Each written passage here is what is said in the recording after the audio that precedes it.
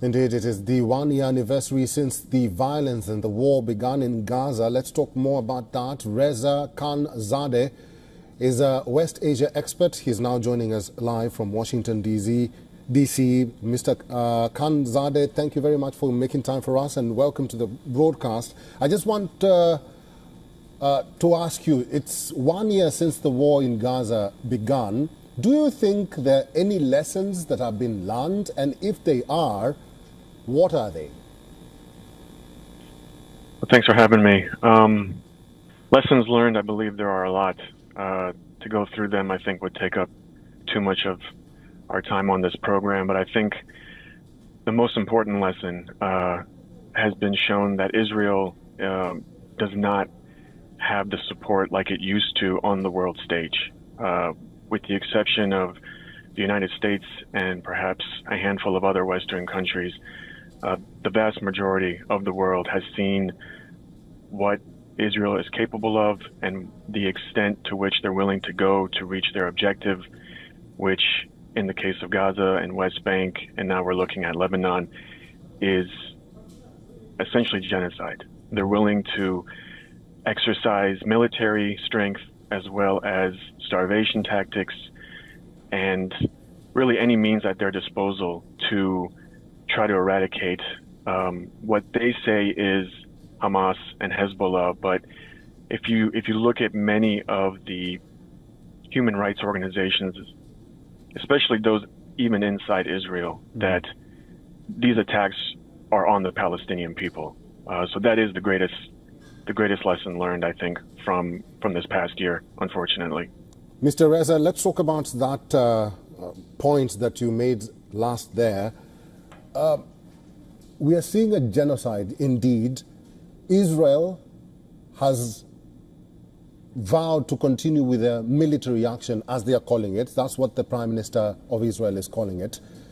But why is the world not stopping Israel? What's the problem here? The problem is quite simple, in my opinion. It is the United States, and specifically Washington, D.C., and currently President Joe Biden.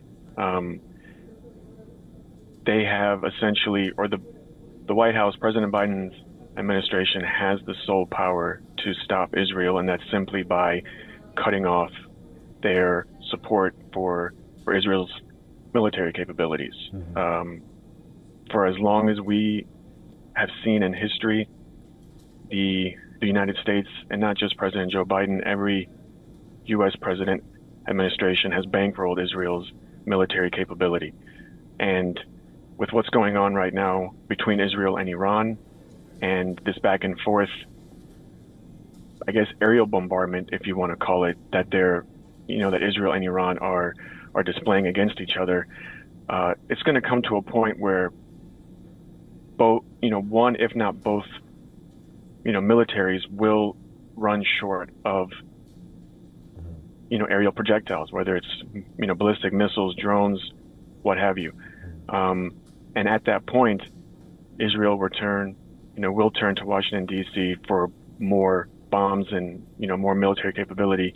And that's the point when hopefully Washington, D.C. can say, we may give you more, weapons, but it will come with stipulations. Because at this point, there's been no stipulations. There's been a blank check. Washington, D.C. has turned a blind eye to what what's been going on. So unfortunately, the world can do so much, but at the end of the day, it is Washington, D.C. who can stop Israel. As an expert on West Asia affairs, there are those who say that yes, if America stops arming Israel, then this war will still go on because France did that, and Netanyahu was angry at France and other Western powers, as he called them. He said it's a shame that France or French President Emmanuel Macron has stopped arming Israel because he's fighting terrorism. So if they continue to arm him, they will be aiding him in fighting terrorism. So what do you tell those who still believe that even if the United States stops arming Israel, the war will still continue? The war most likely will continue, but the shape in which that it will continue will change. We've seen how precise Israel's military, particularly the IDF, has been when it comes to assassinations, especially with Iran. The way that they assassinated, certain individuals of Hamas and Hezbollah, either in Iran or in Lebanon, they have the capability to be very precise in their attacks if their sole purpose is to fight terrorism, which in this case is Hamas and also Hezbollah. But the capabilities they have up to this point has been, like I said, a complete blank check where they can use any type of military that they want, any type of arsenal that they want, and it's essentially just dropping bombs indiscriminately on homes, hospitals, safe zones, migration camps. And if we're able to put a stop to that, to where there's a specific type of military capability that they can use on specific targets, to where it's more targeted and more focused, then we'll see less human casualties, less deaths of children, senior citizens, and women, and more of a coordinated attack against Hamas and Hezbollah. And then, of course, the counter argument is, well, they have underground tunnels and they use human shields and they're, hiding out in these hospitals and in camps.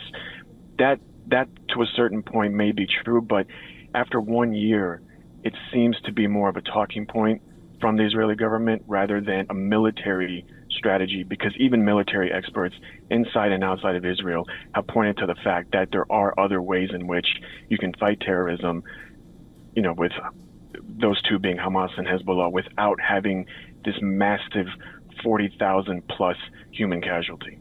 All right, we'll have to leave it there. Mr. Reza Khan Zadeh is a West Asia expert. For all the latest news, download the WION app and subscribe to our YouTube channel.